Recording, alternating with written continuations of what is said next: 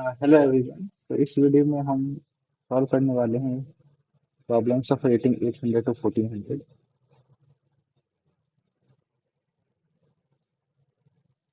So let's get started.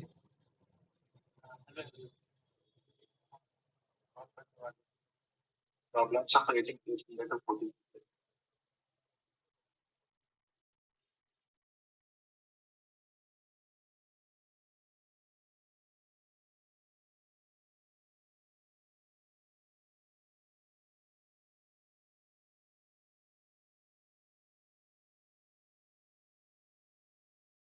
So ये हमारा first problem है। Simons has n friends and a huge amount of cakes. To divide the cake fairly, you are asked to help him solve the following problem. Find the minimum positive integer k such that n is a divisor of k की power n. Fairly, you are asked to help him solve. Find the minimum positive.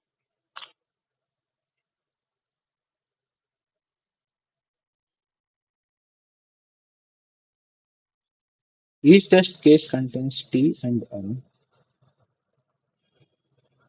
So basically, Siemens has n friends and a huge amount of cake. To divide the cake fairly, you ask him to help. So find the minimum positive integer case such that n is a divisor of k की power n. Basically,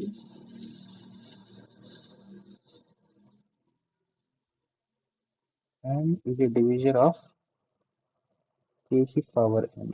We have to find minimum k.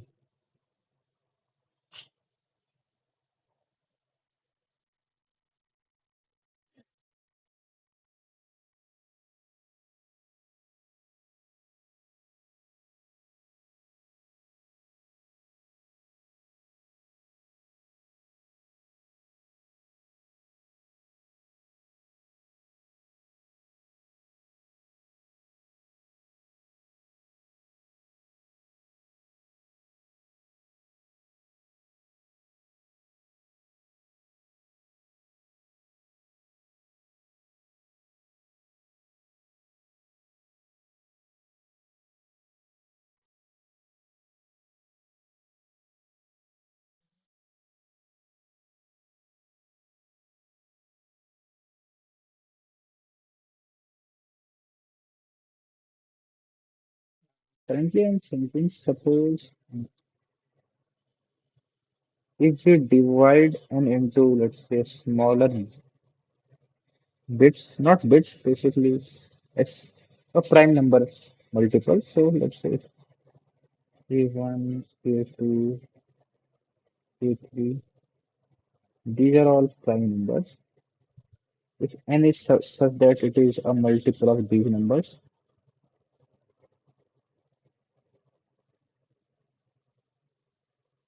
then k की power n, so basically should be divisible. So in a way,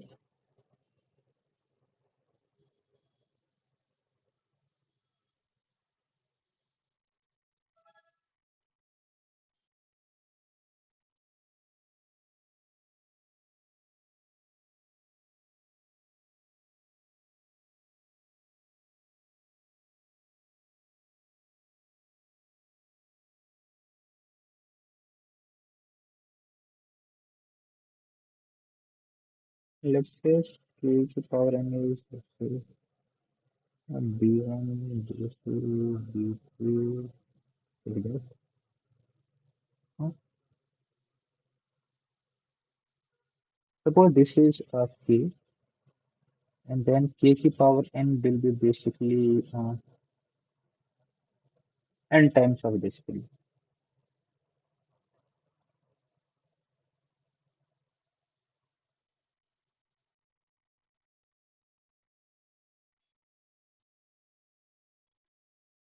Now we have to think that how we will like solve this one.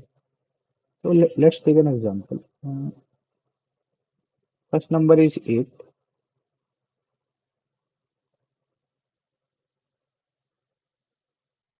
N is 8.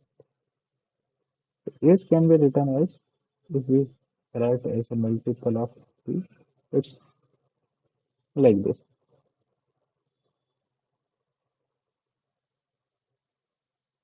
Now we know that uh, whatever k is, we will be taking that as 8 times. So basically, we just have to see what are the unique prime numbers. So in this case, it is 2. So we can take 2 8 times. Simple. Now let's see in case of 369. For 369, if we look at unique prime numbers, it is like 3 into 123, 3 into, uh, we can write 369 as this. Now, if we take out just the unique prime from here, let's say 3 and 41, which is like 3 and 41, then we can just simply take it as 369 times. But we have to take each unique prime at least once, because if we don't take this prime number, then the 369 won't be able to divide this thing. So yeah, this should be our like approach. Uh, for any n, we just have to see what are the unique prime numbers that are present in this.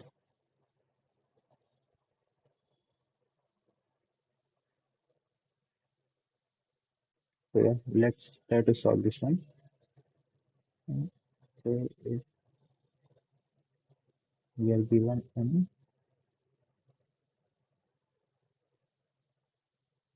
we can simply subtract from 2 to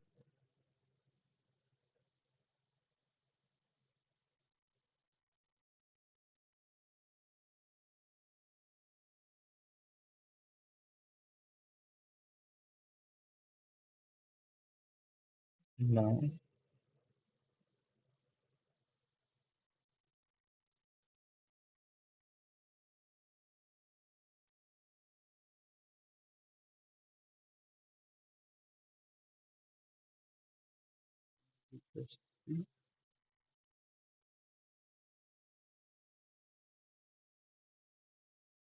If u is greater than, let's say, 0,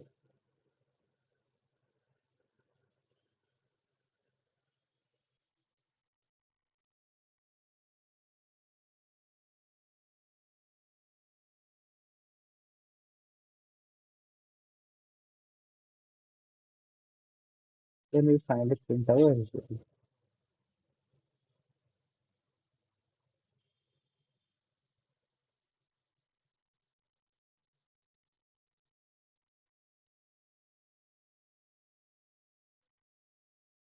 So yeah, this is what we are getting it. Let's try to comment this code.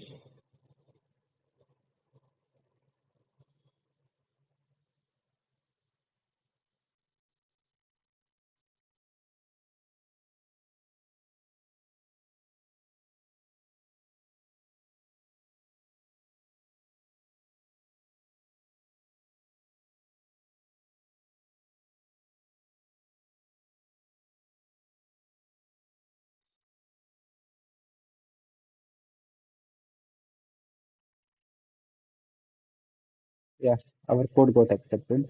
So this was a simple but problem that in this just we have to find what are the unique prime numbers in n, and then just we have to take those numbers. Now we will move on to our next problem, that is array. So you are given an integer a of length n. For each index I, find the maximum number of indices j such that j is greater than I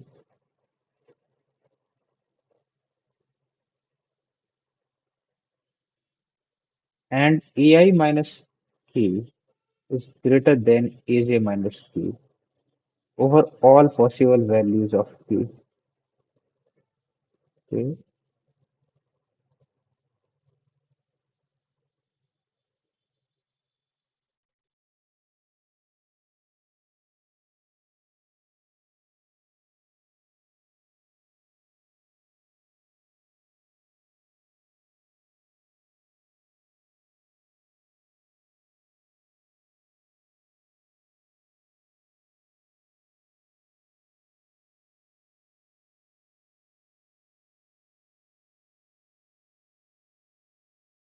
So basically, you are given an array, means array of n elements,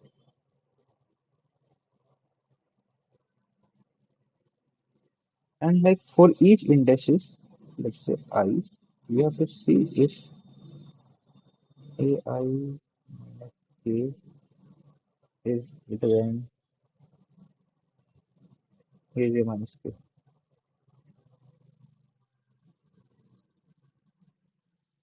for all values of k.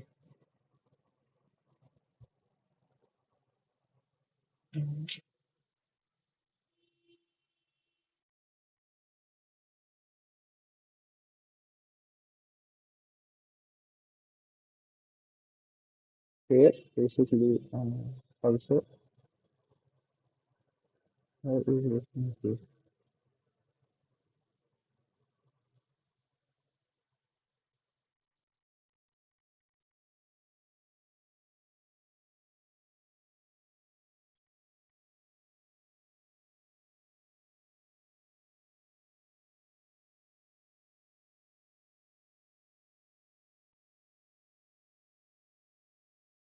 Now let's see that in what are the conditions this will be satisfied.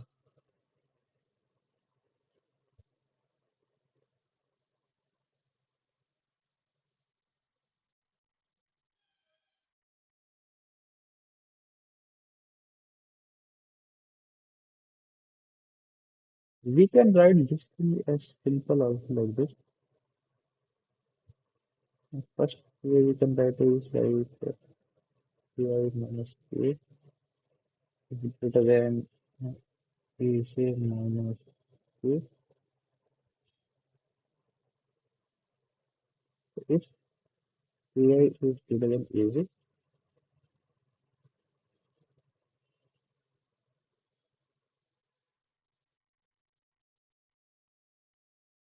this might work. Secondly, we can even write like this.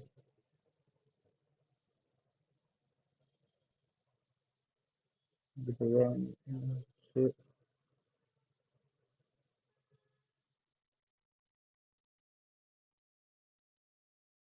k minus aj.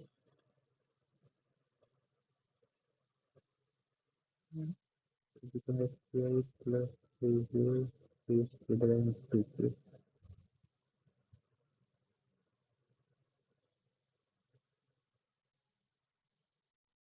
something like this.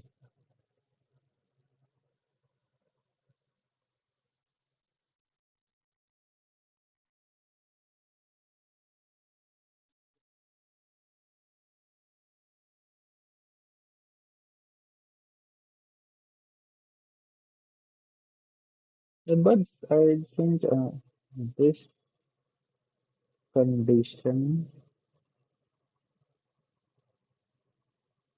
will be like not always true because there will be some values of k where this condition might fail.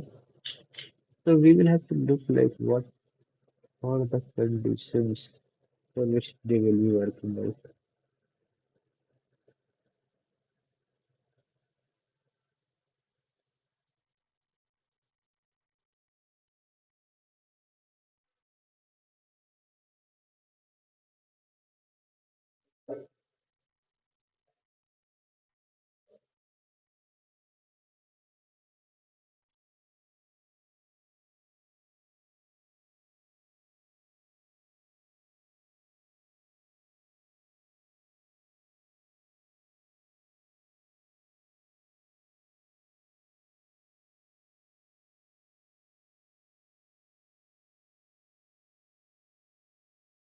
Let's say if we see this condition,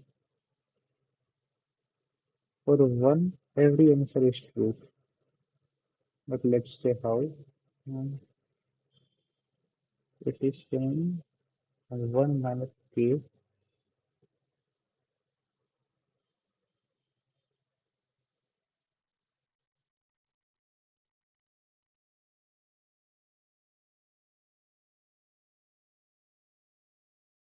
will this be always true? I don't think so. But k equals to 0 it is silly. So let's just understand what the problem is trying to say.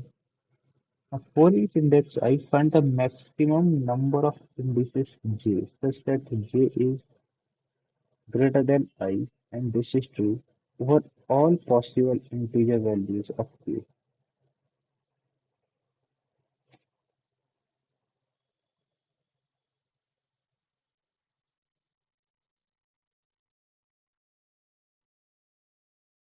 Okay. So basically, we have to see that if we choose any value k,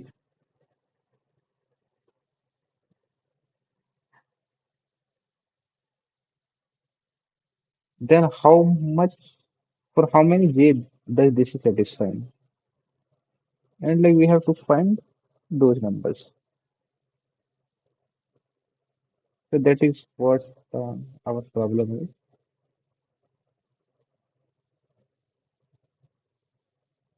So in a way, like we can see that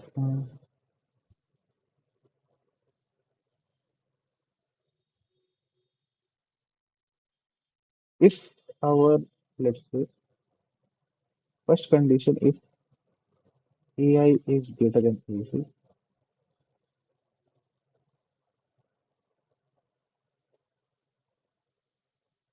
in that condition,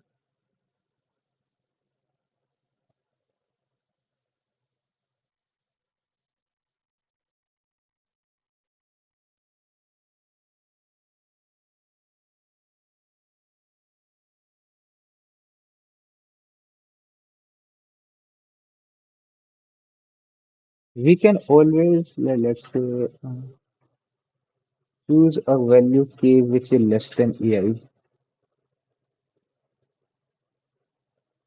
and make it work out.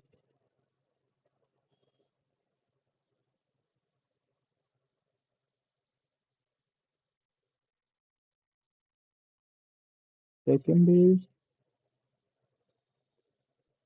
AI equals to AJ, so it will not work. And third is AI is AJ is, let's say, greater. So we can always choose a k which is greater than AJ and make it work out. So in a way, like if for each I, for each index I,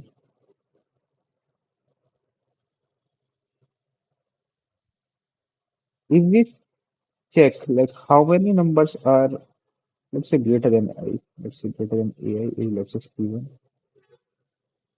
is greater than, uh, let's say, greater than AI, less than AI, let's say Steve, then we just take uh, maximum of this thing, and that will be the answer for AI. So with this approach, I think we will be able to solve it. So this will be AJ and J should be greater than I. Yeah. Let's try to implement this code.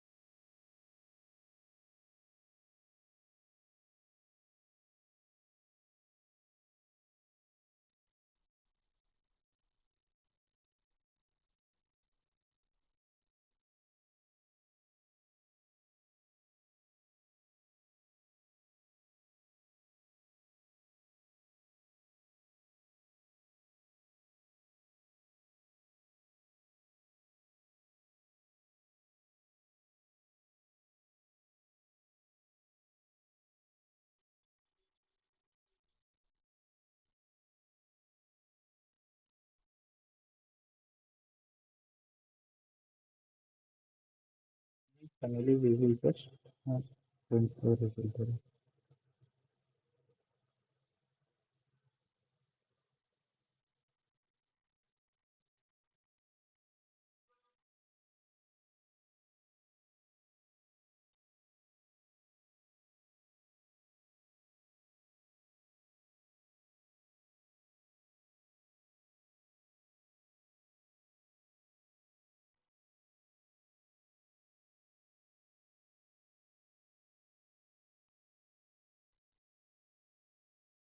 If we run this code in a sample test case, let's see.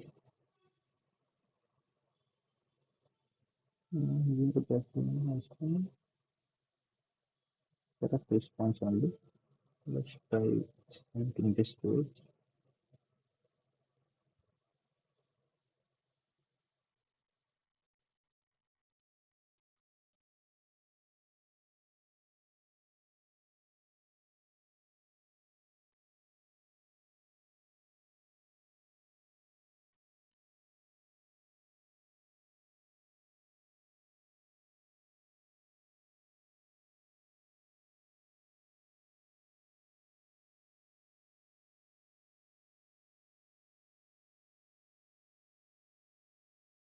Yeah, this code got accepted.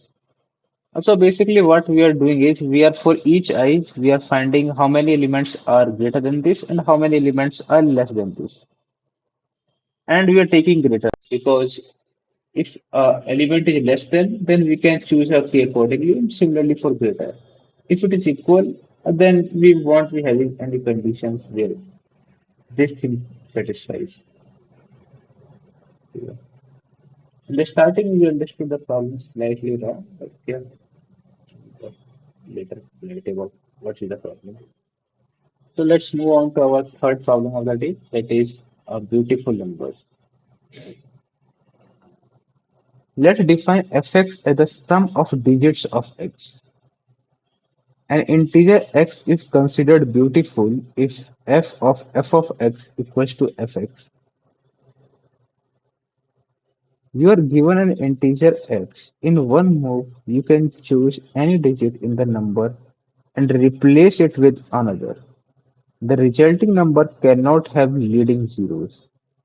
Your task is to calculate the minimum number of moves required to make the given number beautiful. Okay,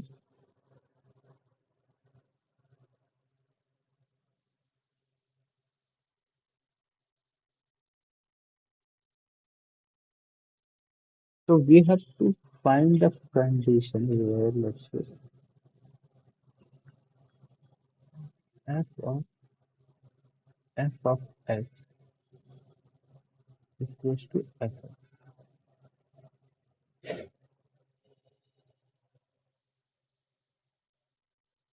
and fx is basically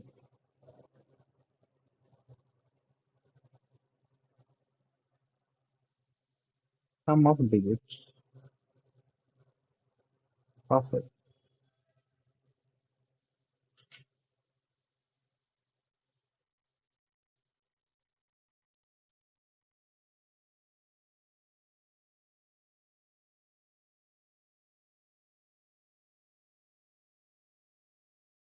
And we can replace any digit with another digit.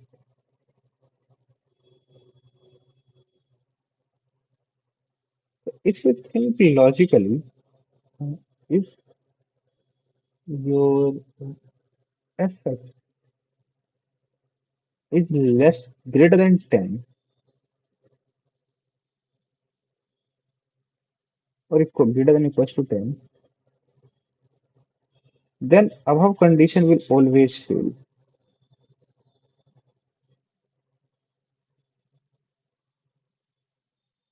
So we have to just make fx less than 10. So what are the ways?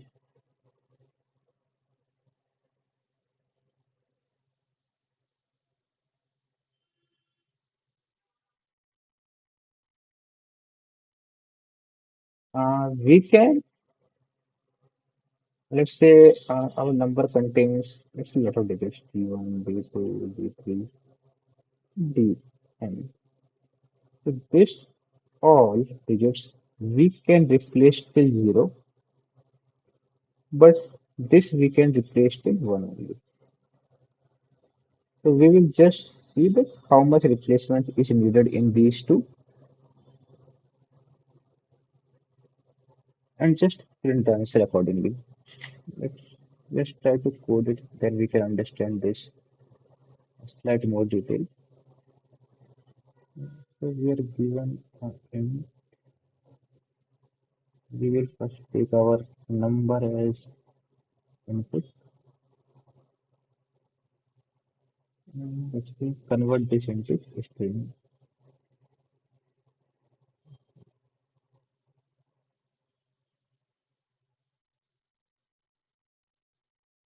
We can store sum of digits in starting variable first. Now we will iterate through our string s. So just iterate normally.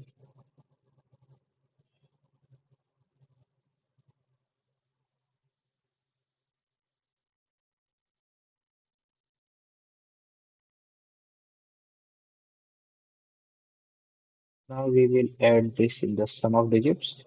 And if our I is 0, then we can actually change it till 1 only. The reason being first digit can't be 0. So we can change till 1. So now we can add this in the list that num minus 1.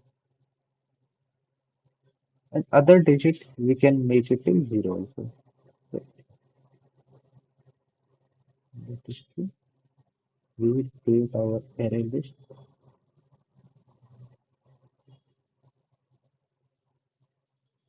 And now we can just simply sort the list and iterate from the end.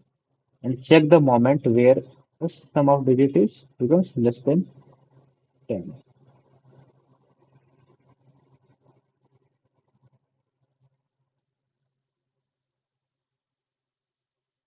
This is an value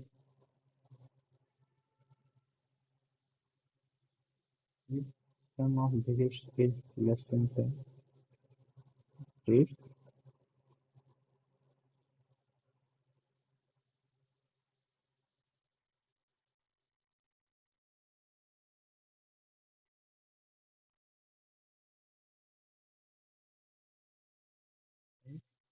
And we will change this and we can update this in a variable.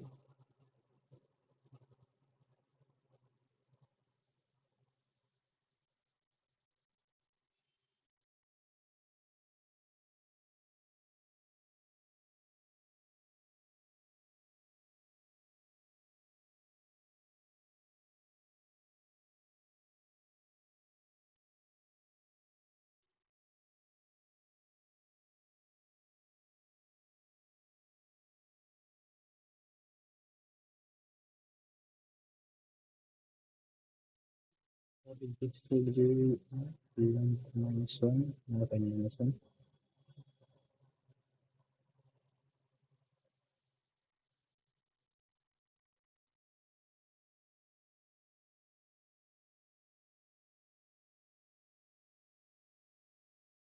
From dot system, we have to pass the number also.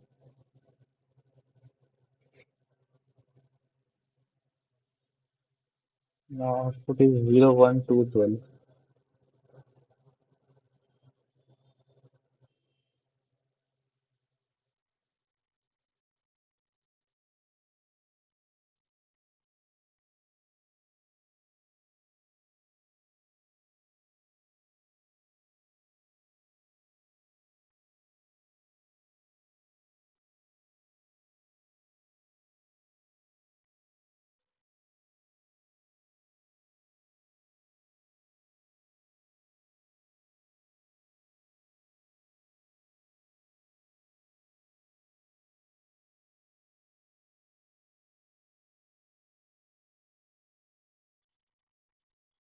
Now you can see that our code got accepted.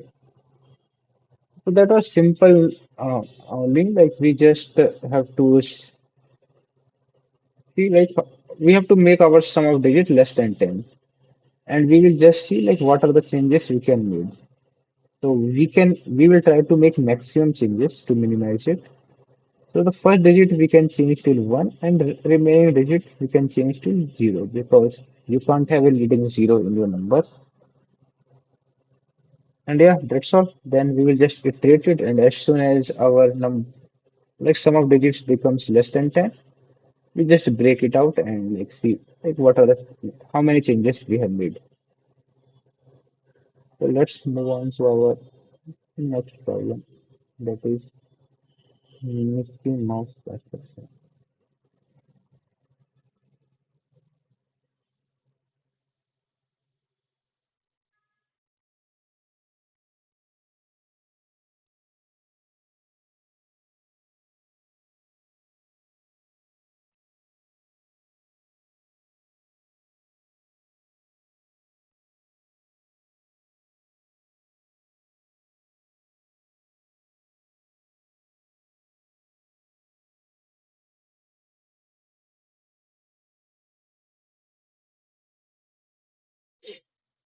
So given an array A, let Fa be the number of ways to partition A into one or more subarrays, such that each element appears in exactly one subarray. All subarrays have the same sum.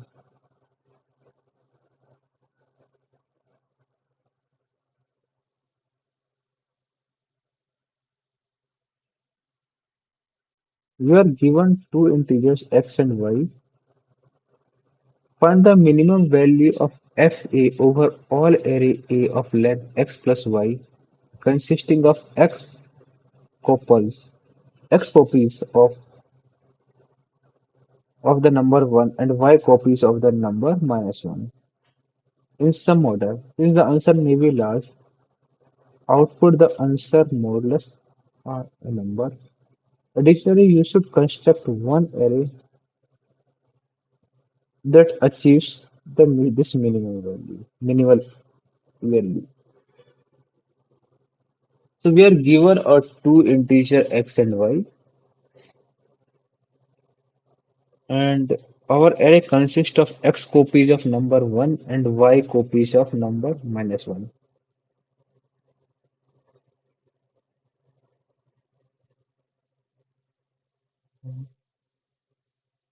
Since the answer may be large, output this, okay?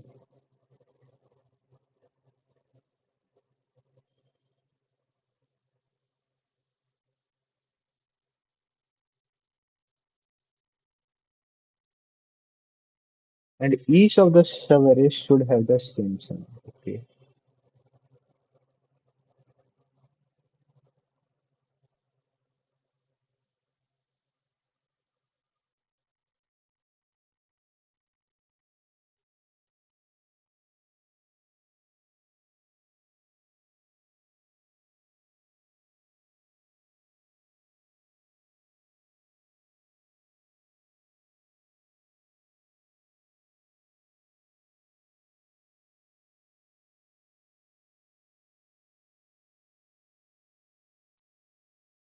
For each test case, output two lines minimum value of f over all valid, and for an example of an array that achieves the minimal result. Note that you are minimizing.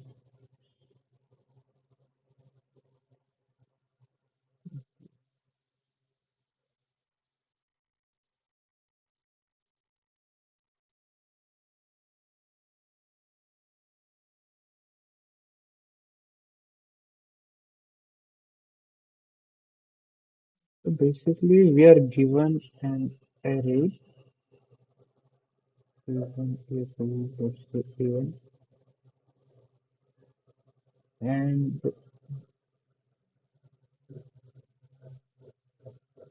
we can say that we have x1 and y minus 1 in this.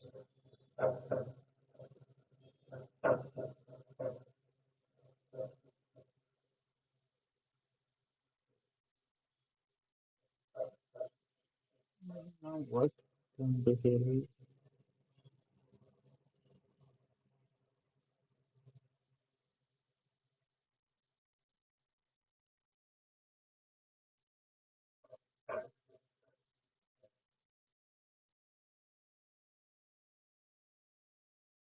we have to minimize that thing. So in a way, let's say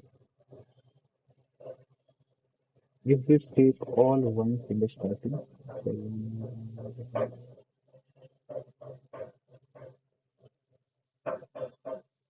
and then we take all the minus units.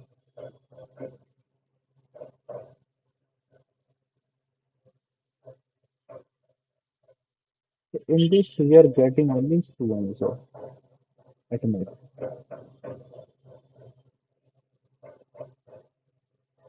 because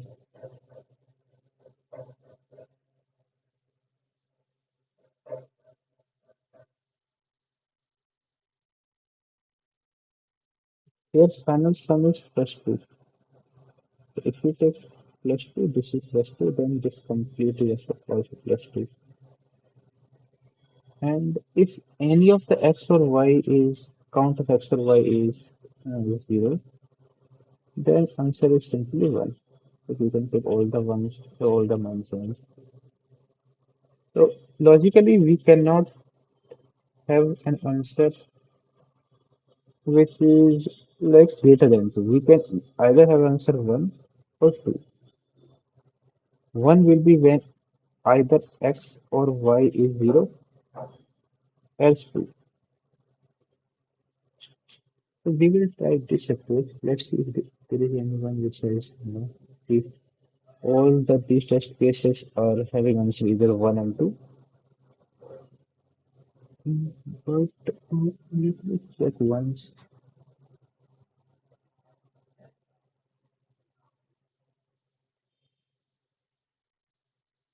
In this problem also we are getting one, but our logic says two. Let's see how. If we put all six ones here and then seven minus one,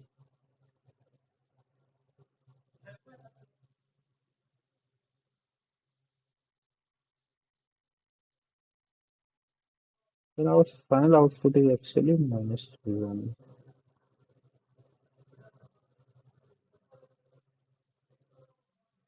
If we assume just one time, okay,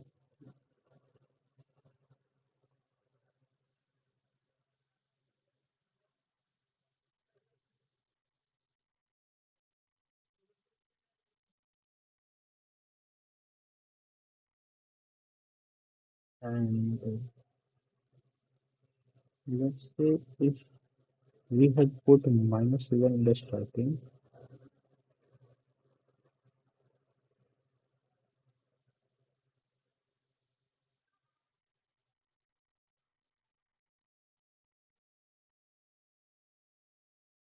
still this same. But why did we get to here?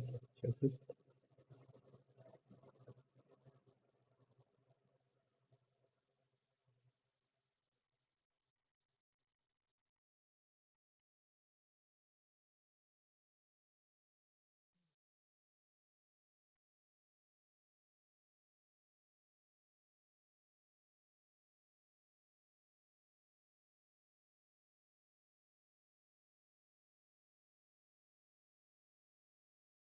In a way, if whatever the final sum is,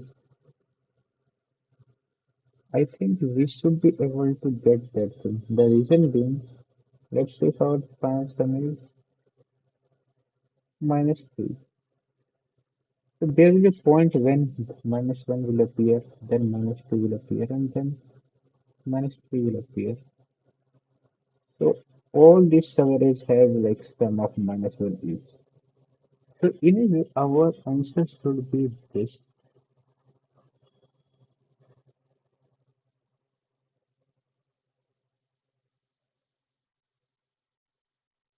And we can arrange our elements in any order, like the way we want. So yeah, I think yeah, this should be our answer. Let's try to code this one. I think yeah, in the starting we did slightly wrong approach. Not wrong approach, it was just a building of field approach. But yeah, we later figure out that uh, this should work out. Yeah.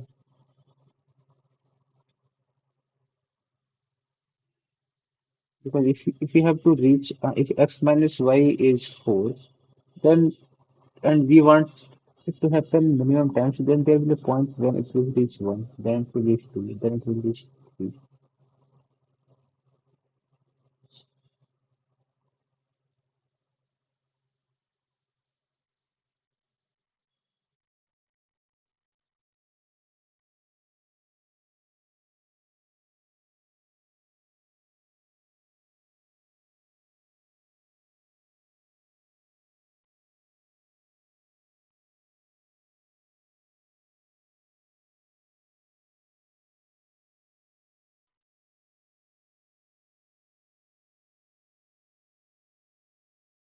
Yeah. This one, one, two,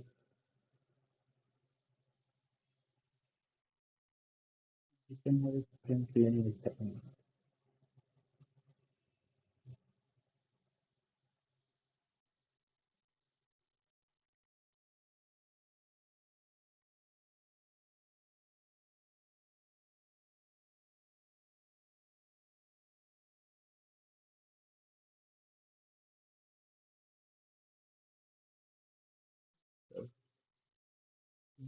This should be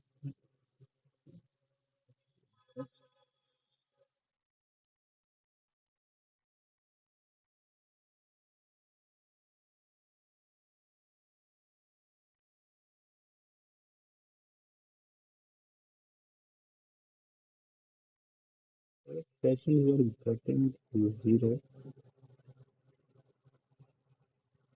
but uh, one can always answer because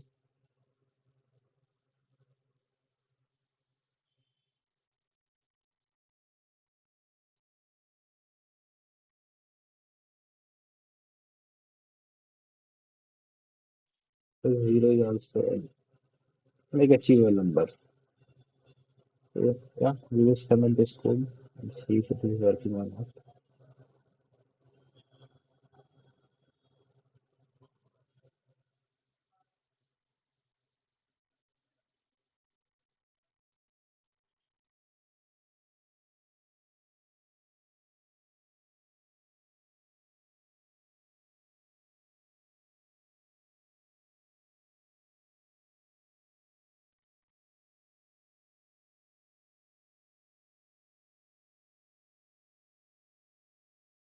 Now we are getting a wrong answer on test case 2.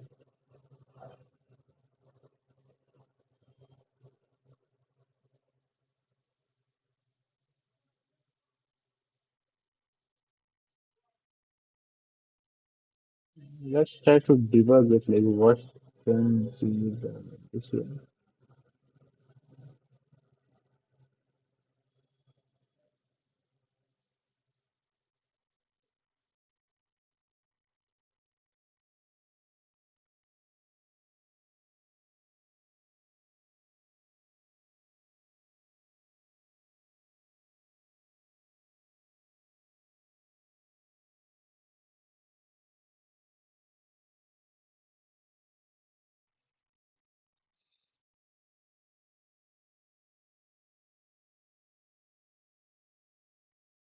What we are doing is like we are taking all the ones in the starting and then we are taking all the minus ones in the end.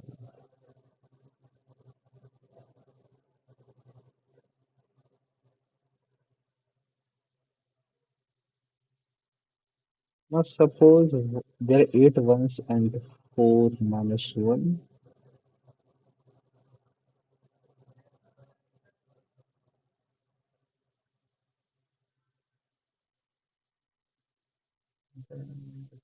Yeah. It will have 4 answers. Similarly, 4 minus 8 will also work.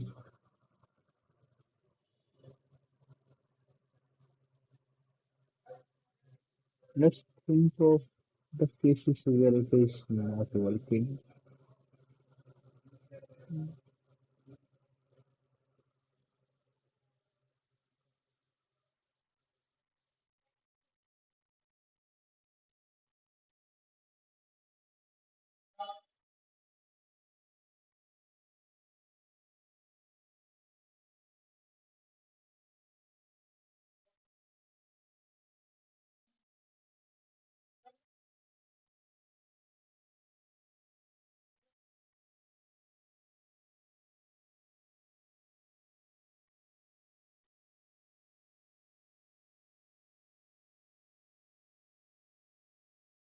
And somehow I'm feeling like this approach is right only, but let's see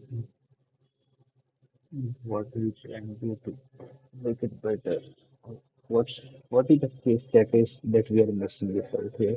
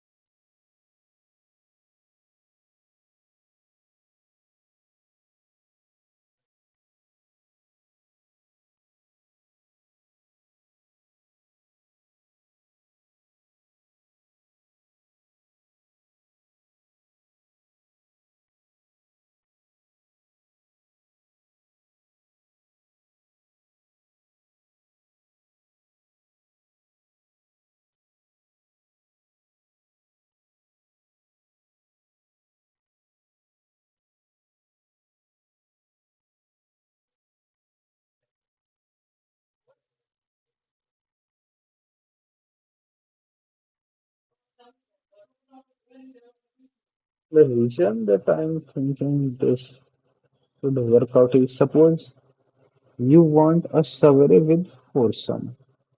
There is no way in which we can have an answer which is not four. Because there will be a point where you will reach one, where you will reach two, where you will reach three, where you will reach four. And each survey now has sum of one.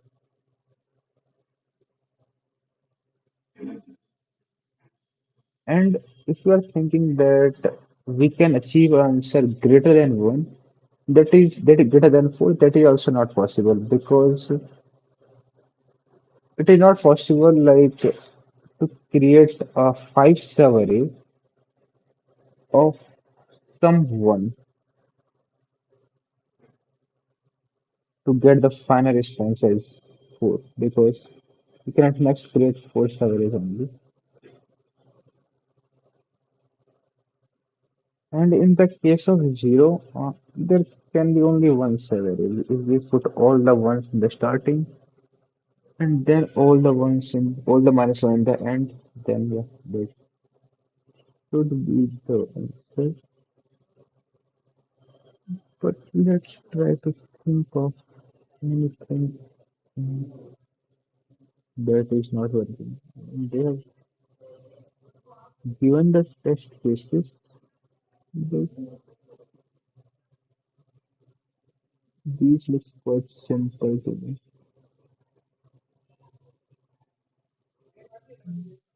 Let's check the implementation as well. And that's why answer is x minus y.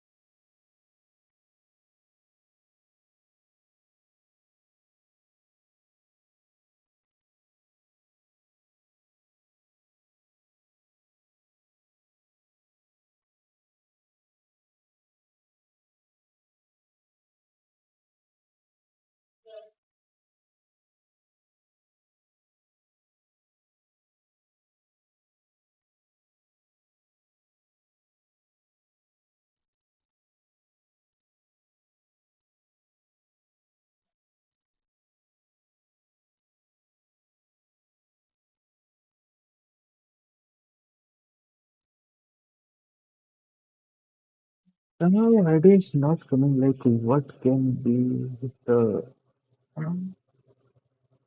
this here is not working.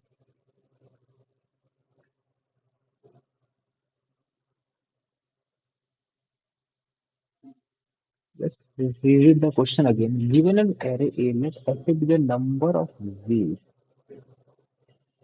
to partition. Okay.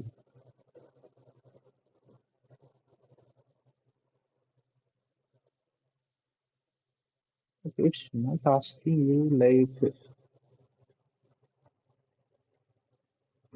it's asking like how many ways are there to partition.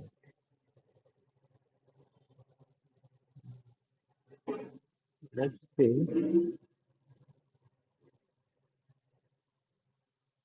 we have let's say 7 1 in the starting,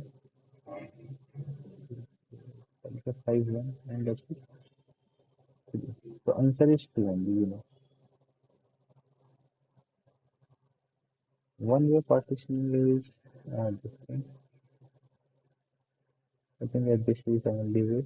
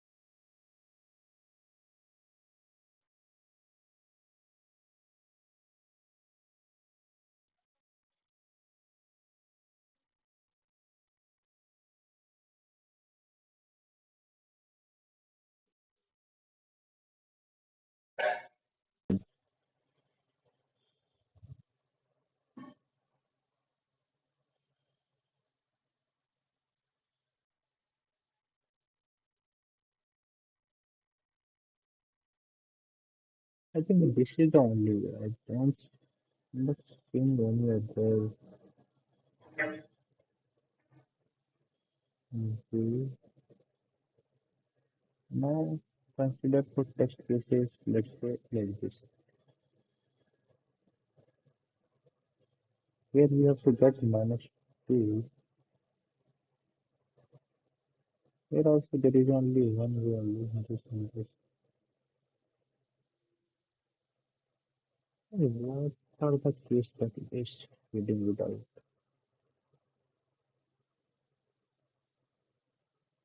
Mm,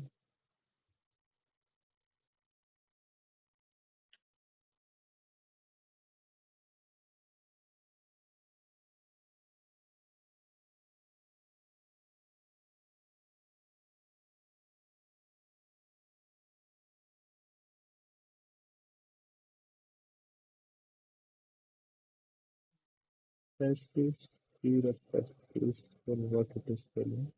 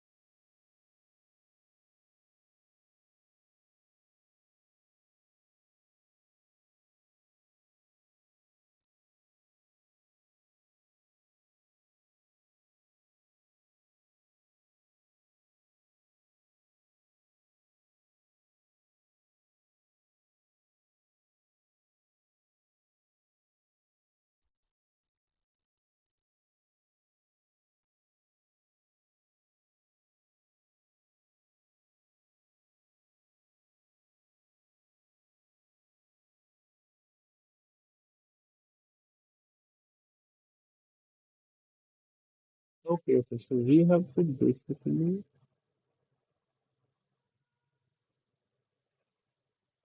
uh, tell that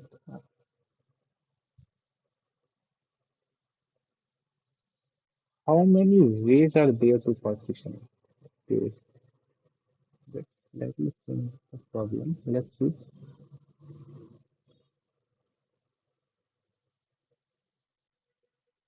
Let's say for this one, we can keep one thing we can do is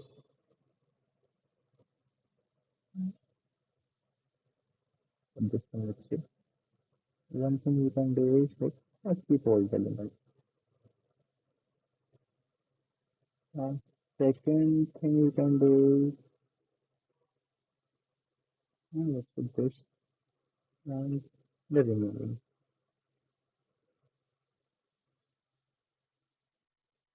I think yeah, these two are the only way to partition it. So if our sum is let's say 0, then answer is 1. Else, if answer is 0, then answer is 1. Else answer is 2.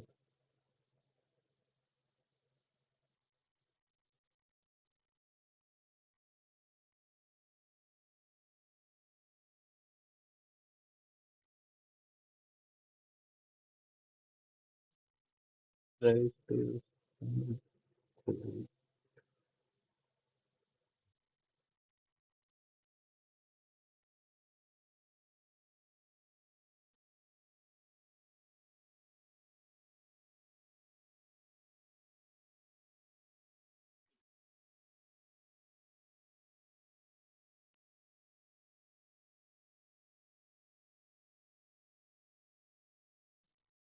Let me run it. 1,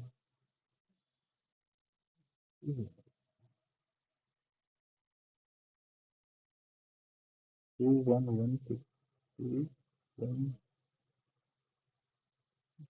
3, 1.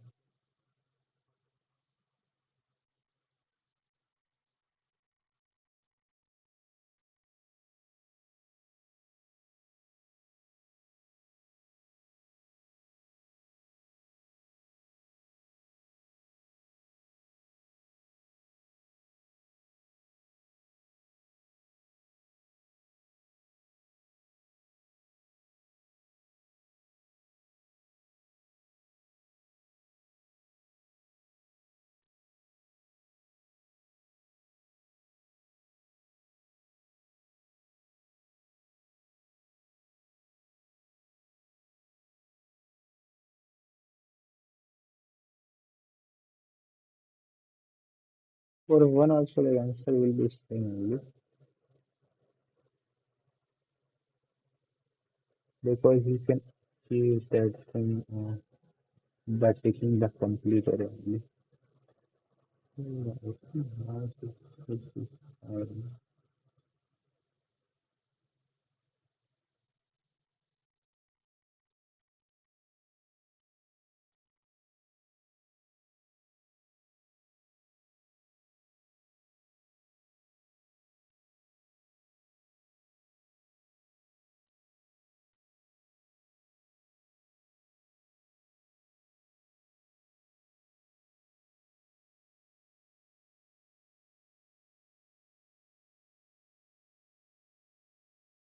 I'm thinking that mm,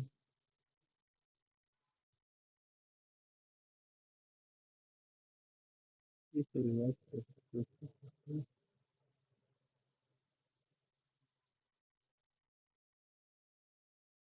This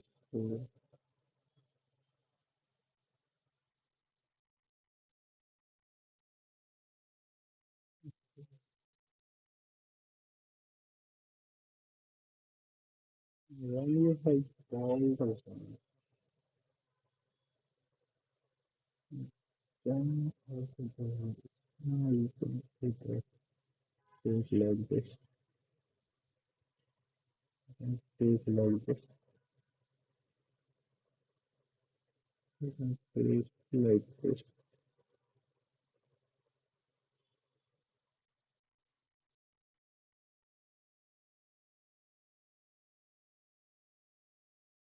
Okay. Let's suppose it was six. Then what we do is you can page into always.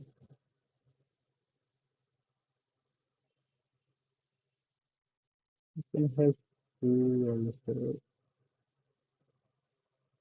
You can have three also. You find it so basically uh,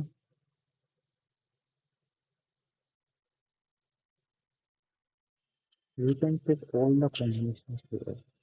Like, all the multiples of that number.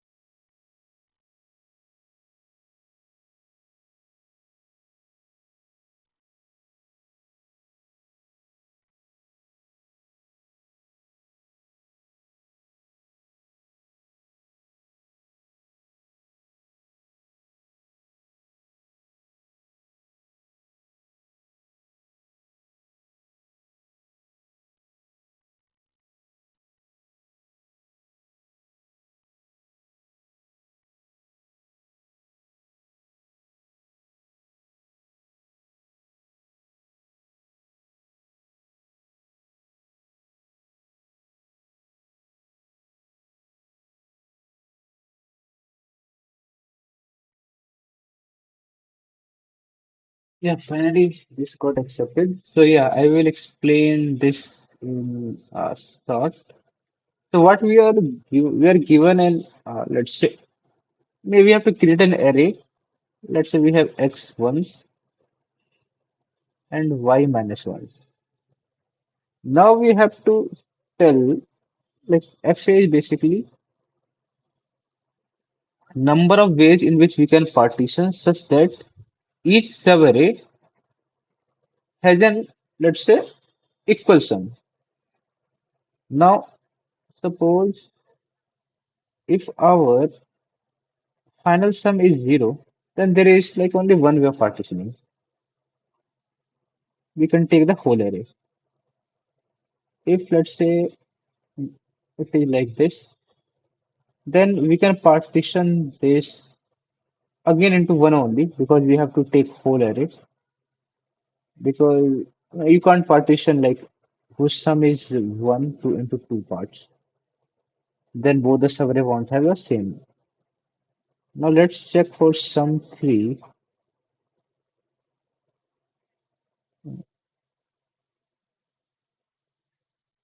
Now we can partition this into one way is this and one way is like we can always take a complete one and when sorry sum is here two only so and we can partition this into two ways like this. Now when sum is three, one thing we can do is let's say take a whole array and then take one multiple of like this and then take a whole array. Similarly for four. So what we are doing like let's our sum is let's say n number, let's say eight. Then you can partition them into like size like one each. Then two, four, then four of size four, then of size eight. Like this you can partition it. So we just have to find like how many numbers which are divisor of this thing and just we have to print that. It was like we got confused here like the problem, but if we just break down into simpler terms, we just have to find number of divisors of x minus y. And for 0, the answer is 1. Yeah, so now we will like move on to our fifth problem for today. That is a simple GCD problem, early version.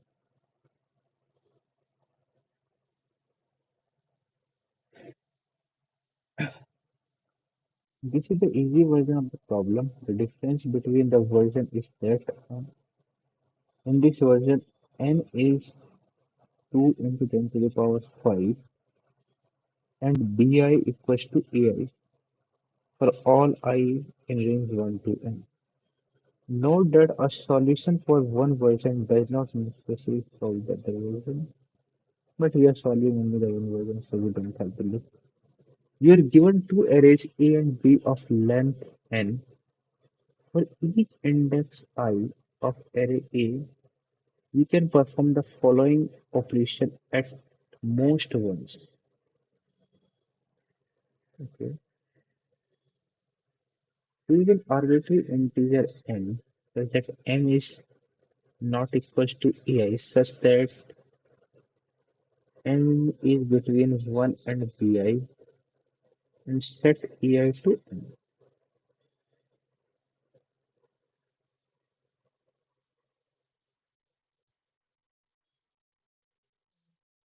One second, let us see.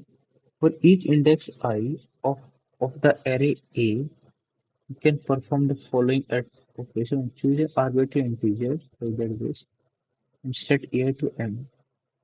Let the array after performing all the operation be index. You can only perform operation in such a way that the following condition holds. For all L2 or GCD of L to AR should be equal to GCD of okay. You have to determine the maximum number of operations that can be performed by ensuring that the condition remains satisfied.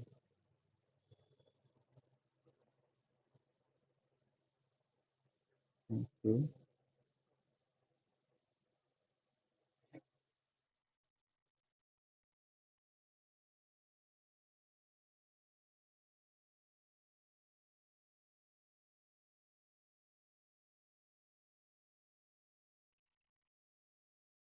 We have to like in this problem, we can update the value of AI, but we have to update in such a way that it remains same. Basically, GCD of each pair for each range L2R should be same for the current array and the array that we will be making it. So that should be our approach, ideally. Now let's think about it, like how we will solve.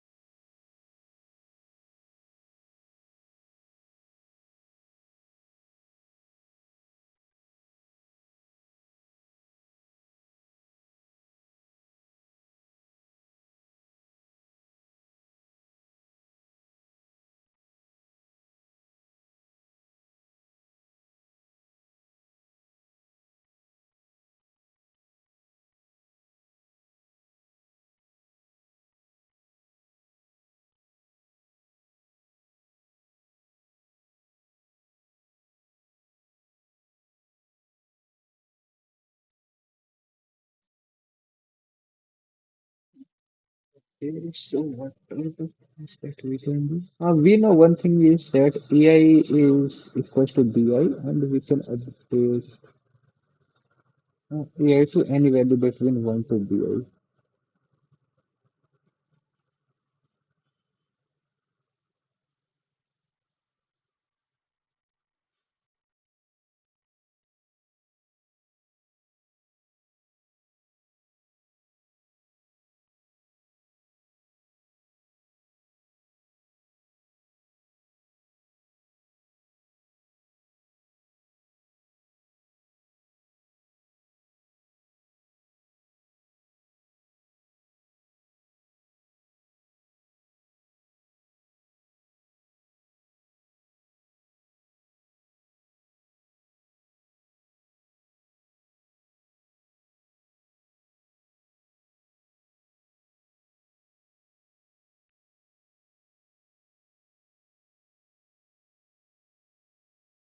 For each eye, if we calculate its GCD from left and right, and then calculate its LCM, and if that thing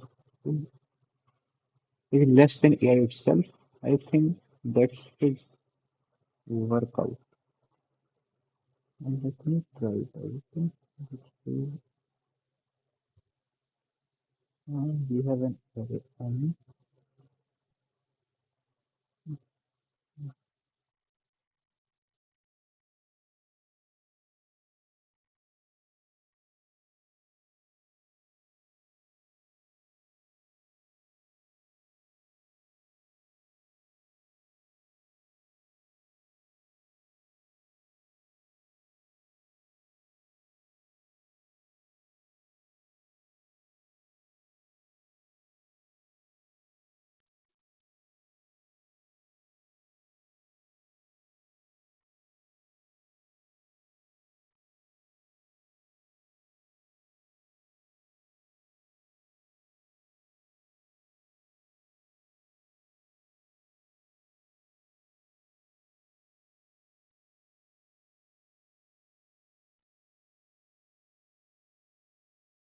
We have taken array and in here. Now let's create the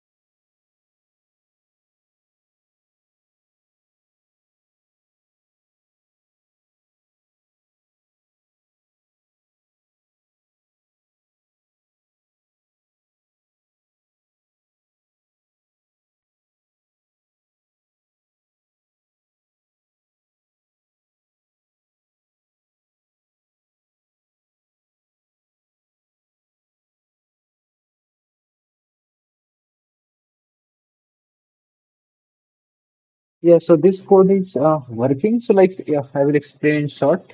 Let's say we are given an n numbers, A1, A2, A3, An. Uh, we'll and we can replace A1 with any numbers between 1 to AI, such that GCD of any range remains same. Now, for any number AI, we have to make sure that it should not affect its GCD for these two numbers. If these two, if it is not affecting it, then others will also work out. So to calculate this thing, we will like first calculate GCD of this part, GCD of this part, and take LCM of this. And if that LCM is somehow less than AI, then yeah, we can change that value to that LCM. Else we won't be able to change that. So this is like a basic idea for this problem. Now we will move on to our next problem, that is lost civilization, easy version.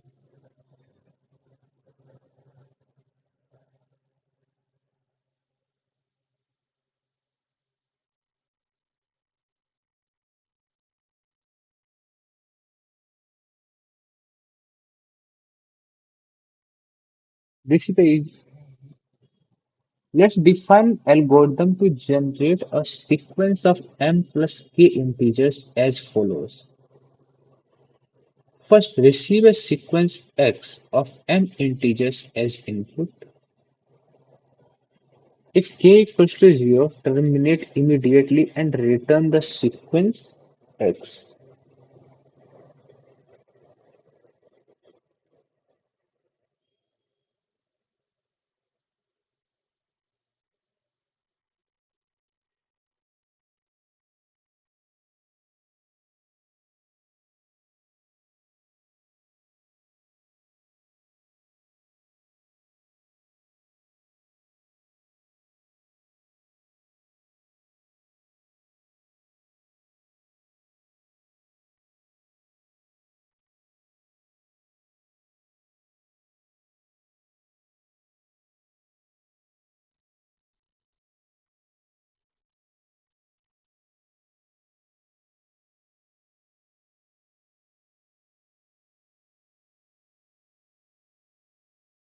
Then select and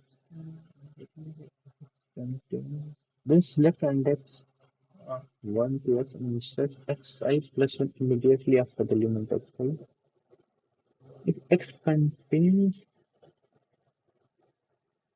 n plus k integers, terminate and return the sequence, otherwise return the second step.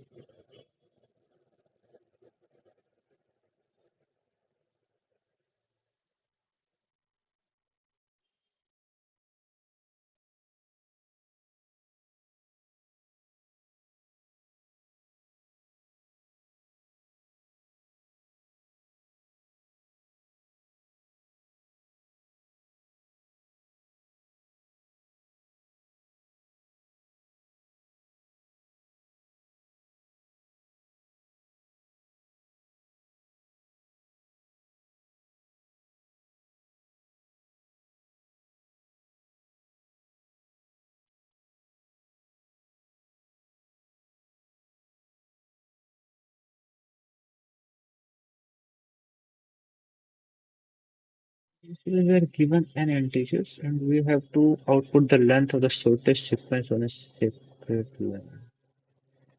First, receive an integer x of m integers and output input.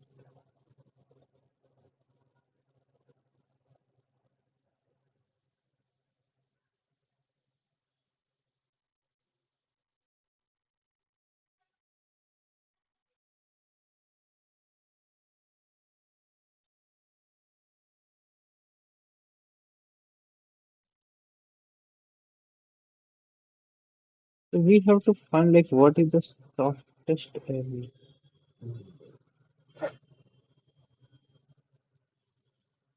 Initially, we what in this problem is saying, we might have been given a some starting sequence, let's say which is one, two.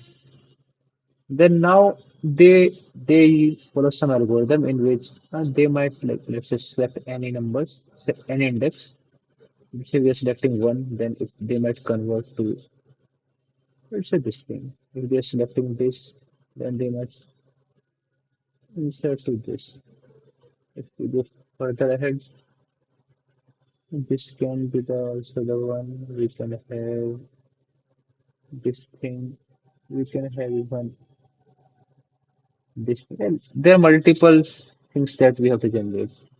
So we are given the final sequence and we have to find what can be the starting sequence for this one. What is the shortest starting distance for this one? So let's see, let's try to think of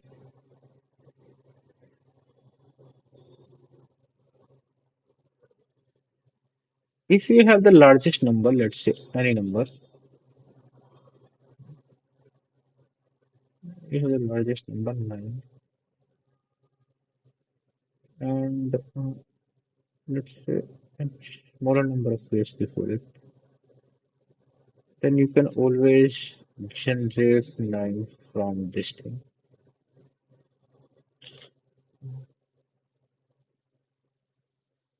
Similarly here, 1 is there, then 2.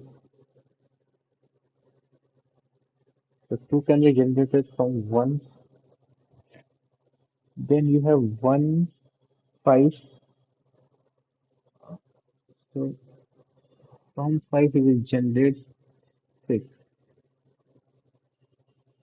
And you need to have 5. So we have to just print the smallest length actually.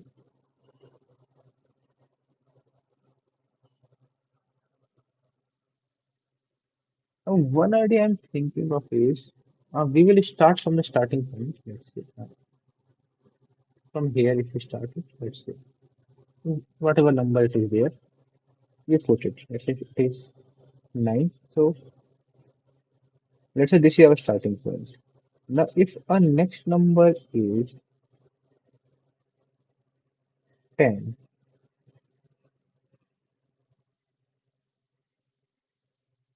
then yes, then we this we can ignore it because we can generate 10 from 9. Now suppose what can be the next number? You can again generate one more 10 from 9. So you can have, let's say, a 10. Or you can generate 11. So you can have these two numbers. Suppose it was 11. Again, this 9 could have generated 10. This 10 could have generated 11. So we can have all the numbers like 10, 11, 12. Let's say we put it here 10. Now, what can be this number? Even 11 could have generated 10. Can 11 generate 10?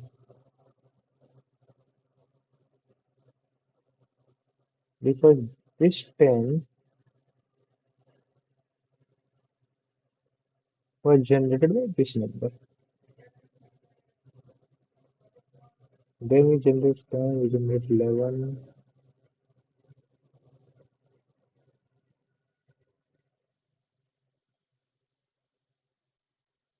Now, if we have to generate,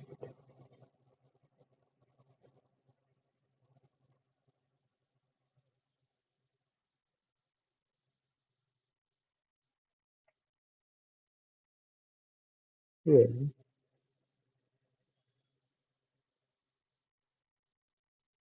that might not be possible because a 12 can't come here.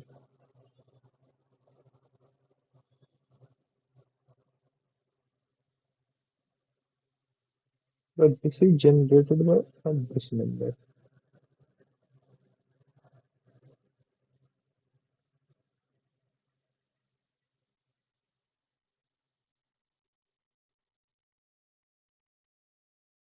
So in between these, if someone will generate any number, it should be there somewhere in the left side of this. So what we can do is, for each, like as we were iterating, for like for particular I, we will check it like which number generated this. Let's say, it was this number.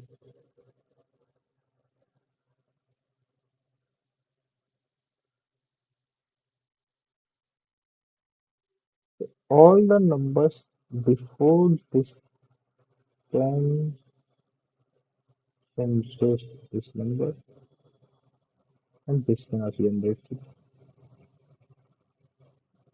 So this should be our general idea. But let's see how we will be implementing this.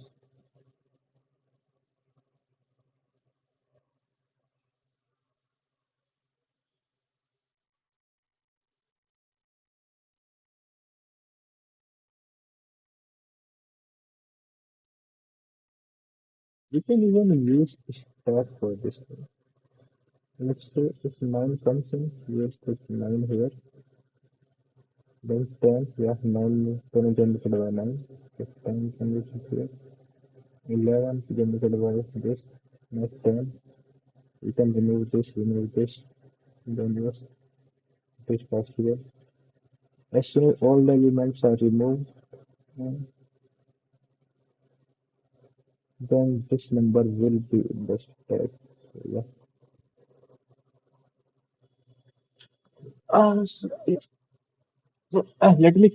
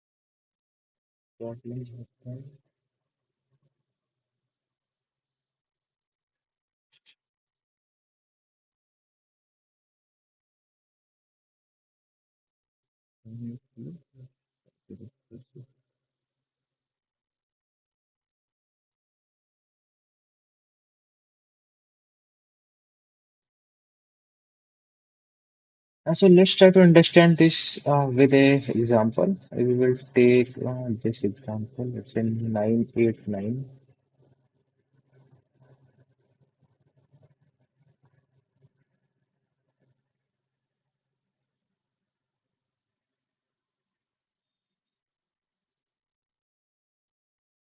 234453. 234453. First, what we are having? We are having a stack. We see an empty. Now 9 comes in. It will like directly enter it, and our count will increase by 1. Now 8 comes in. It will check if this number is, let's say, less than 1. If it is 7, it will look for 7, which if it is not. So it will remove this 9 from here. And now our stack becomes like this. And we will put 8 here. And our count will going to 2. Now 9 comes in. 9, we will look for 8 here. And 9 will be added here. Now 2, which we will be looking for 1. 9 is not equals to 1. So we will remove 9. Similarly, we will remove it, and finally we will add 2 here.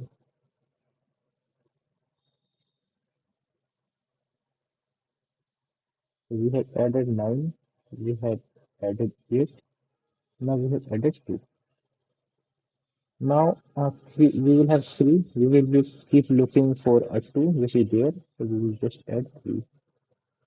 Similarly, in case of 4, we will look for 3 which is there. So we will add 4. Again, in case of 4, we will keep looking for 3. This is not 3, so we will first remove this one. Then now again we will look for 3 which is there.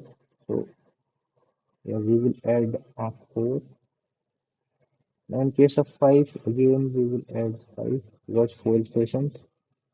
Then in case of 3, it will look for 2. So they not there, they not there, they not there, and this is there. So we will just add 3.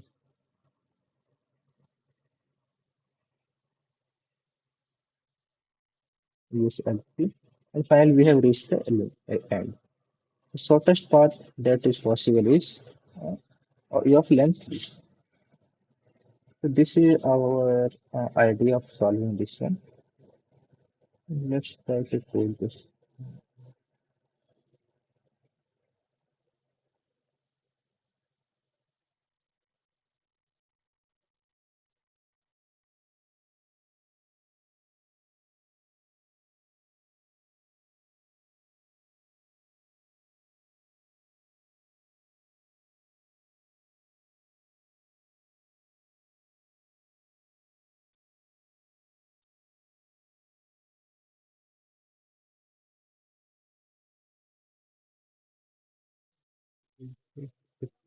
Do for each element.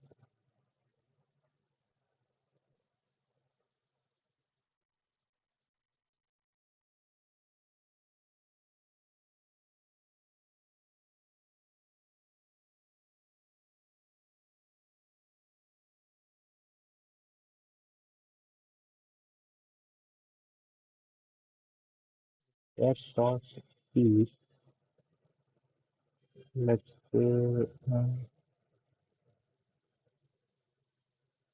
equals to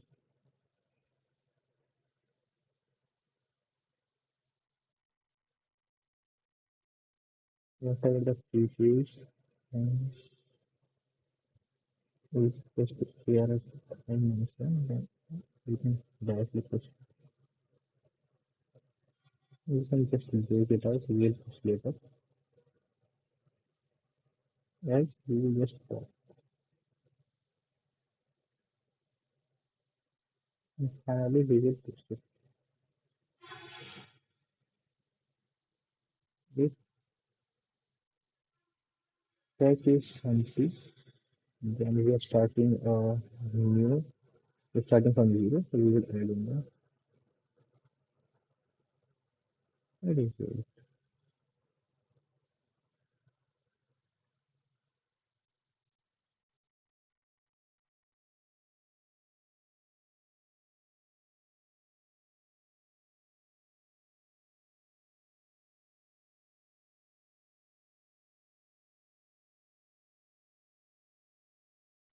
So, it should be stack only.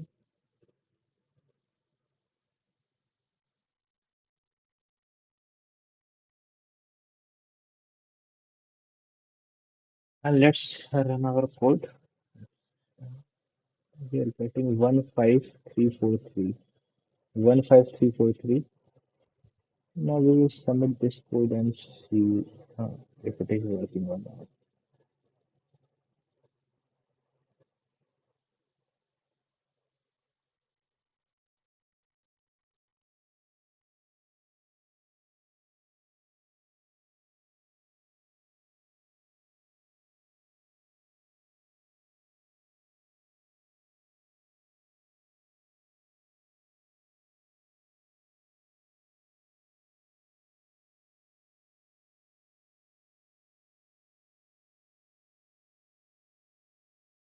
Yeah, this got accepted. Yeah, this is like the idea that I have explained earlier.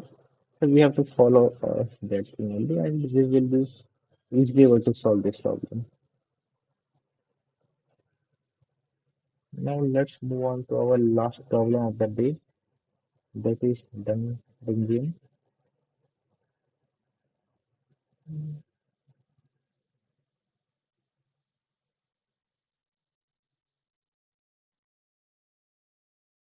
So you are now in dungeon with N swords facing M monsters. The damage of the ith sword is AI, and the life value of ith monster is BI.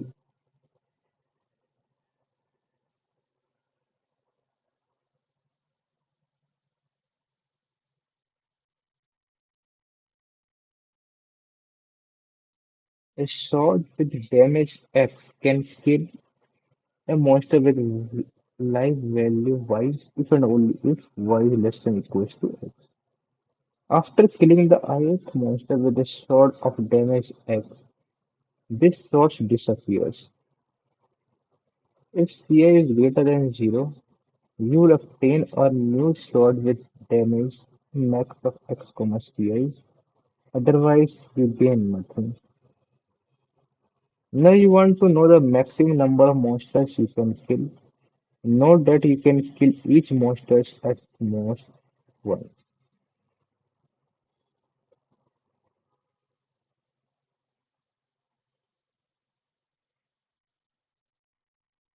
Basically, we are given N swords and M monsters.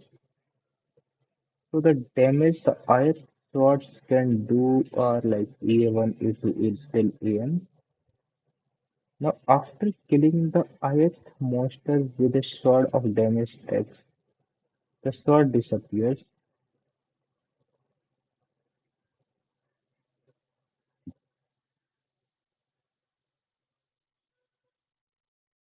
Then if Ci is greater than 0, you will obtain a new sword,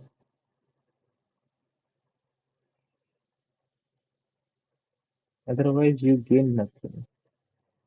Now you want to know the maximum number of monsters you can kill. Okay. We can only obtain the swords in case a Ci is greater than 0. Okay. Now we can divide, let's say, a monster into two categories. If Ci equals to 0, if Ci is not equal to 0. Okay.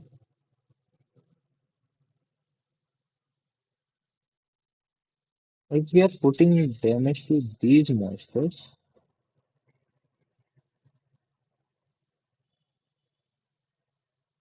we are not getting a new sword. But in these cases, we might get a new sword also, and uh, the kill part of that sword can also increase.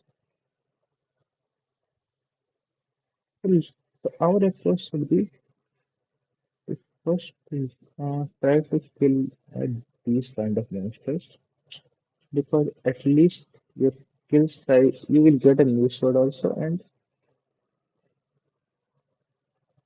let's just check that in normal cases are we getting. Oh, if CI is greater than 0, then new sword will new sword you pay and new sword will damage this. Otherwise, you gain nothing. Gain nothing means I think you will get the sword of pain only. Let's check the visualizer then. Uh, okay, let's say you have sword of 10, 9, 8. Now, after that 11, 12, 13. Yes, this is let's say 7. And they will be able to damage this thing.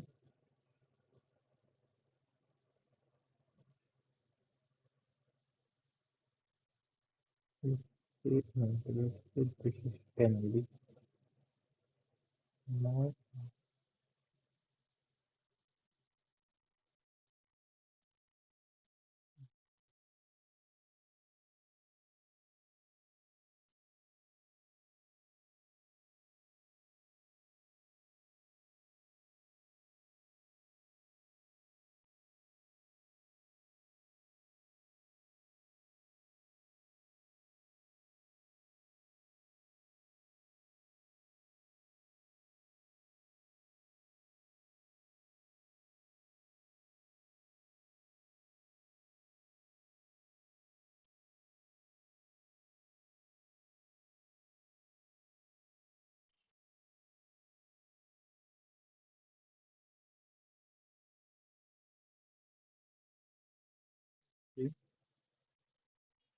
okay, now see, if 10 kills 10, you gain nothing.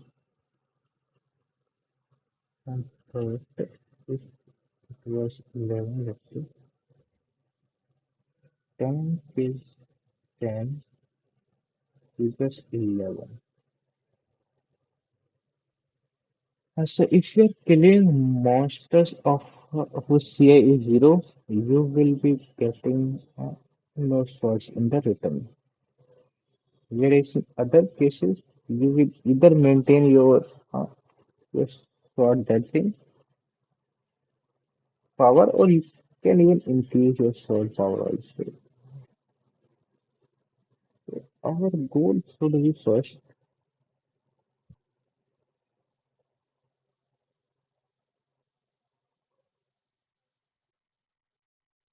to kill the monsters whose CI is 1. Okay.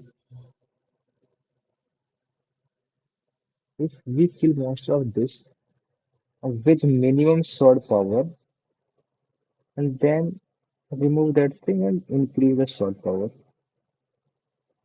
or even maintain it, then we will try killing these things.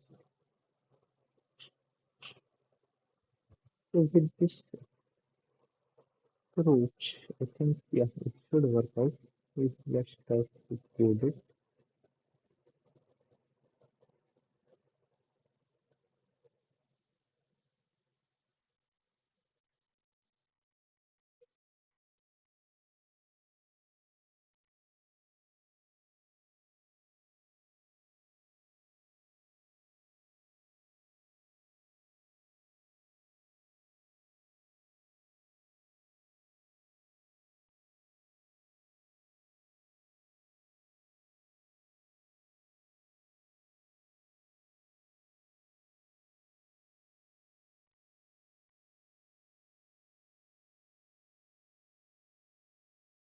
This is our sword power, so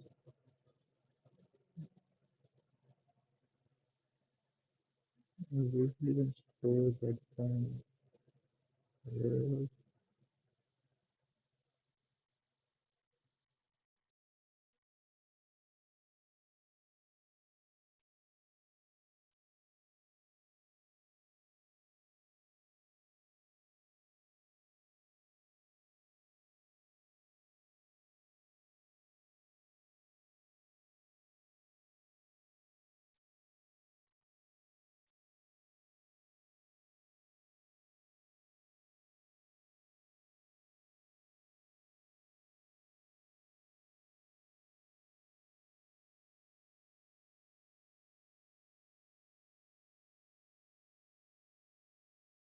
Family zero.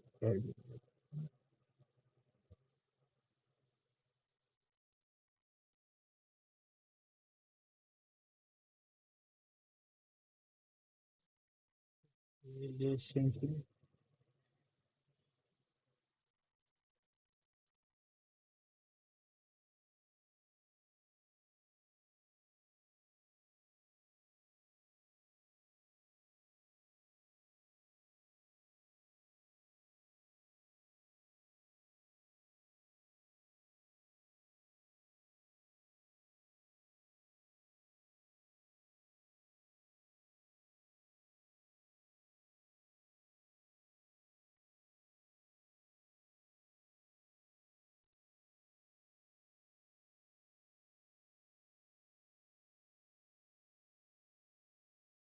Now we will first look for the ones whose CI is,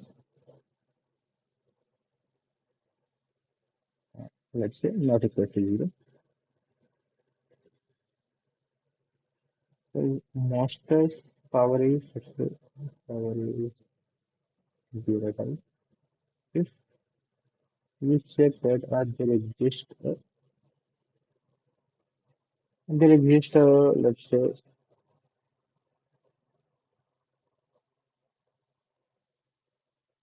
sword which can kill this,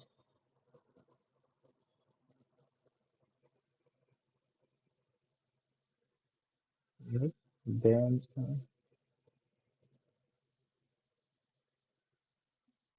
that in this case we will update it. The new power will be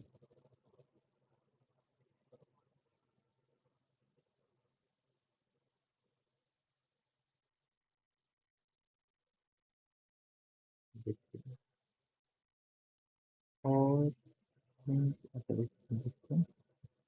Now we can add this one here.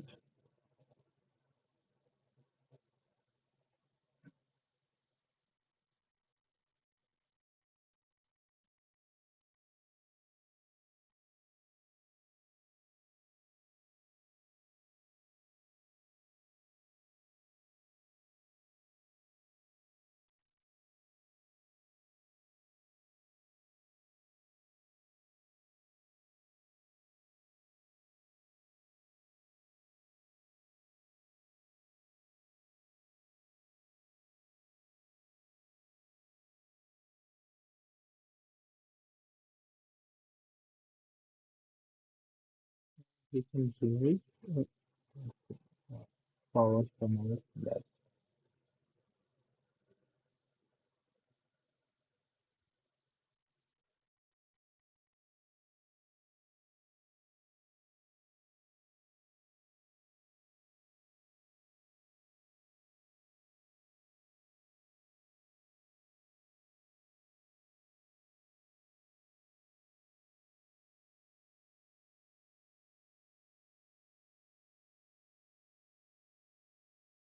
If it becomes zero, then we can remove from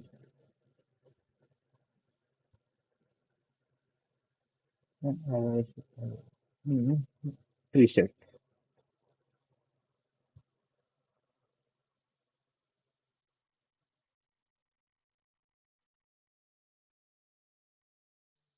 What we have to do is now we have to follow same thing when here is not equal to zero, and yeah, we can update the answer by one.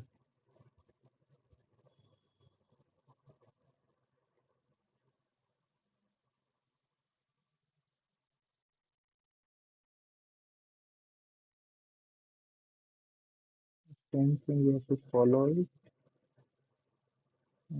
but this time we are not adding any new power. Okay, get printing and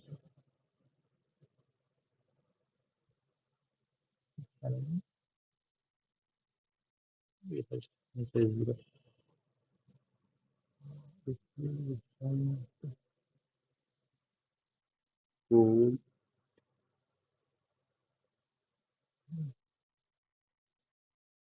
We are getting we don't need new power in this case.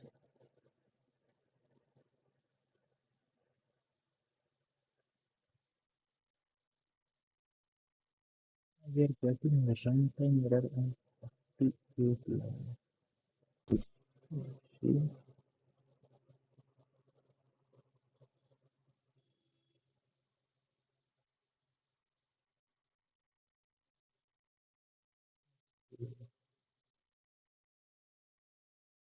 sorry, we are not removing power.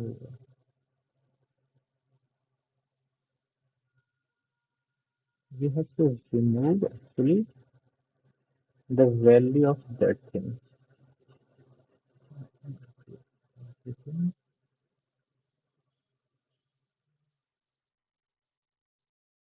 Power should be actually creates the feeling of power.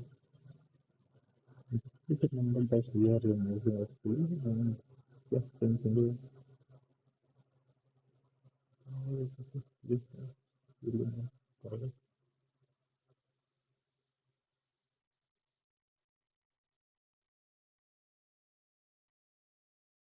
2 to 5 people. 2 to 5, we are getting resistance at 3 here. Okay. Let's see here. First, we will try to kill these two. And we can't kill this one. We can kill this.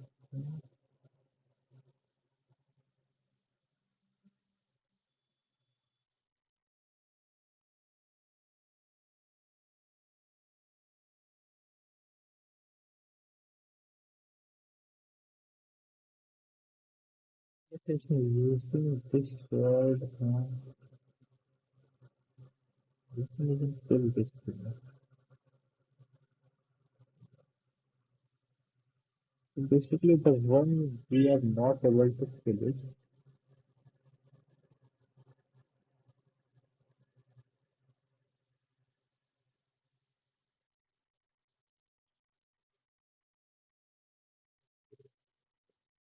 The one we are not able to kill it, we can even use those swords. So let's try to think of how we will approach this one.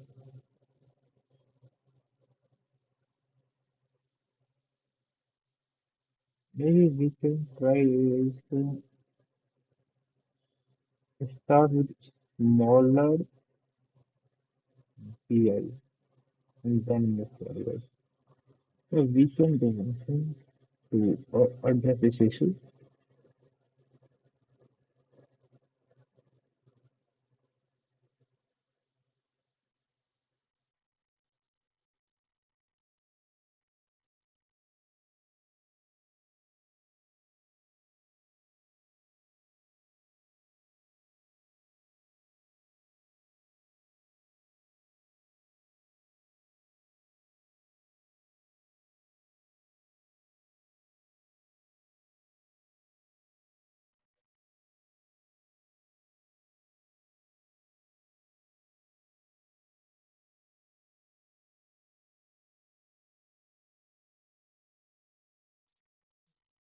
We can do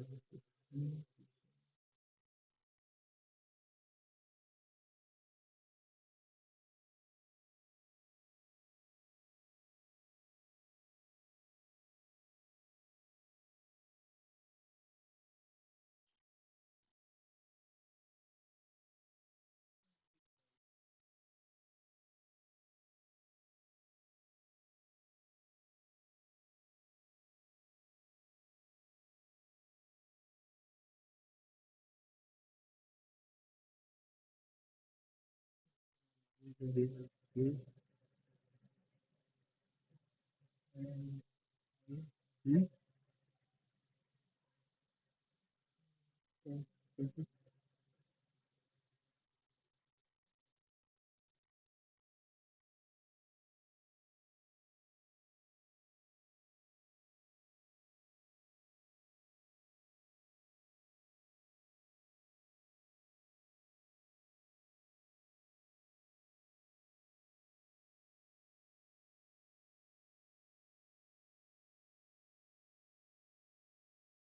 Yes, now I think this is working.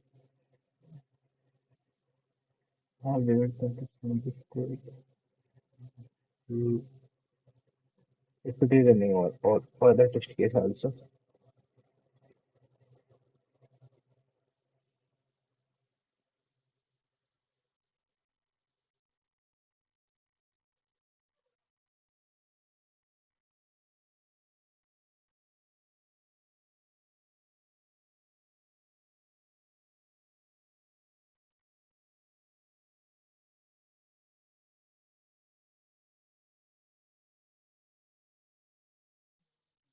Guessing are wrong answer on test case 2. Let's try to see what can the error.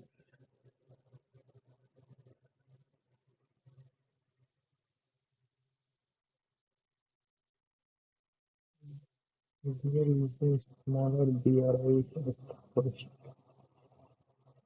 Okay.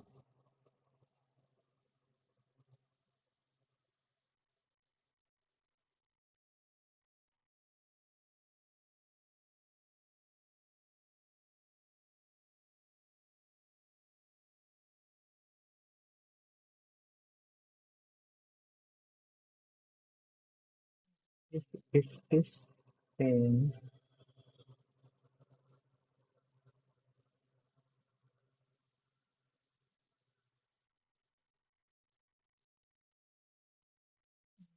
this is the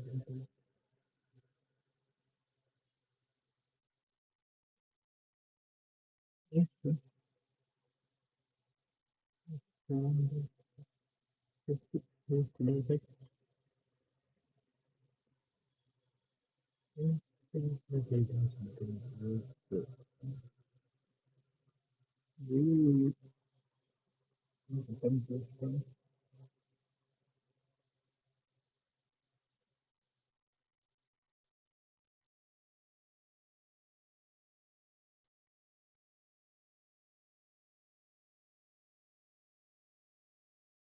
based on here that we can do, but here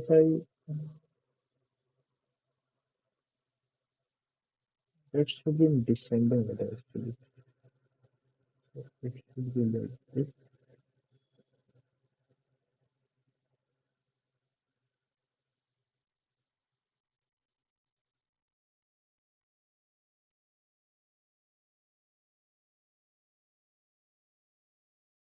One thing we can obtain bigger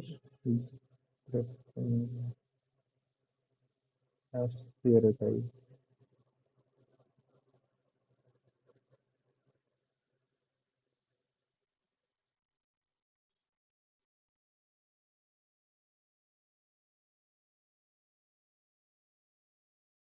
Let's try to stomach this. Mm,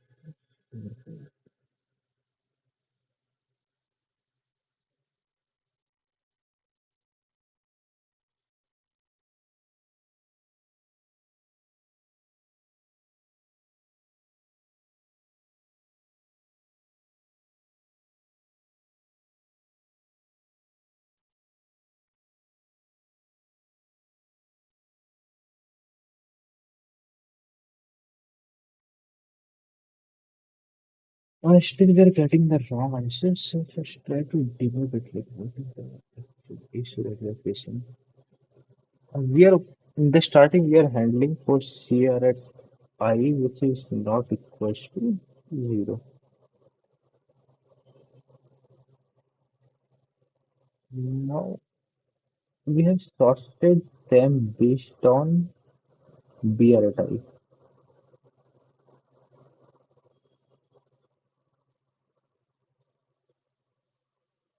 But what is the issue with BR at I? Let's say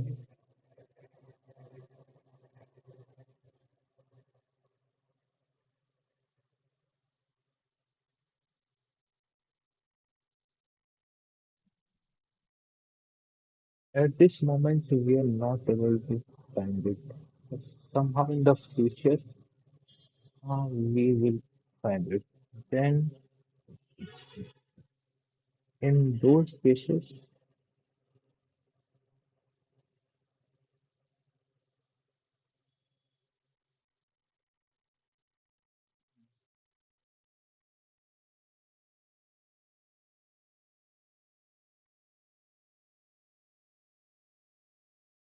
I think we have to look on different way of handling this case because we are getting stuck in the case where a current bearer type is not available, but it appears in the future through other ways.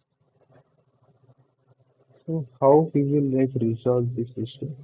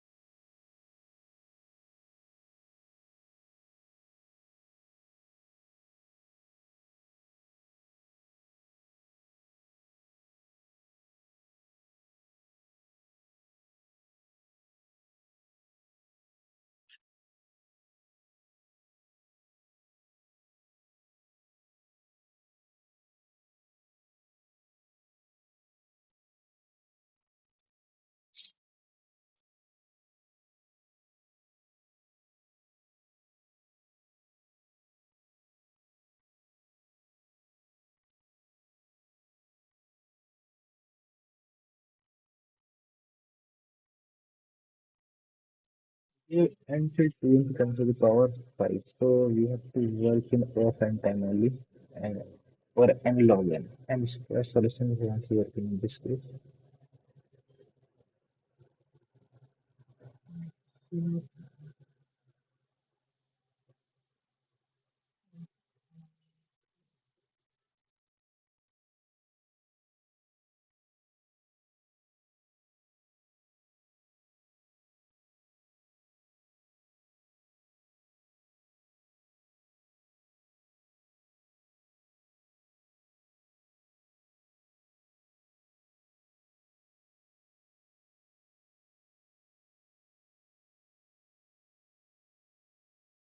We have to try something a different idea because this idea is not working for this problem.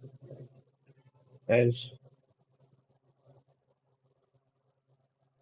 suppose monster is skip in some cases, then we are not doing anything to like straight that back.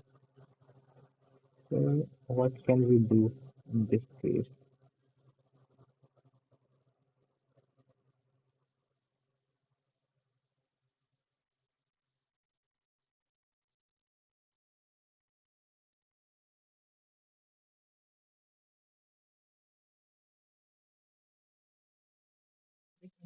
This should have worked out because if it's smaller one are not working, then how can the larger one would work out?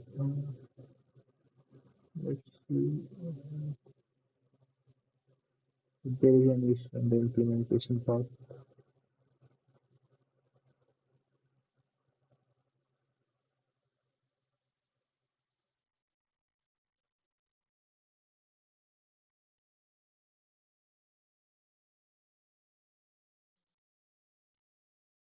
Looking fine only. So we are adding a new power which is maximum of power comma sphere type. It should not be power comma sphere type. It should be this. Yes, yes, is the power. Yeah, now it should be working fine. Let's try to sum this code.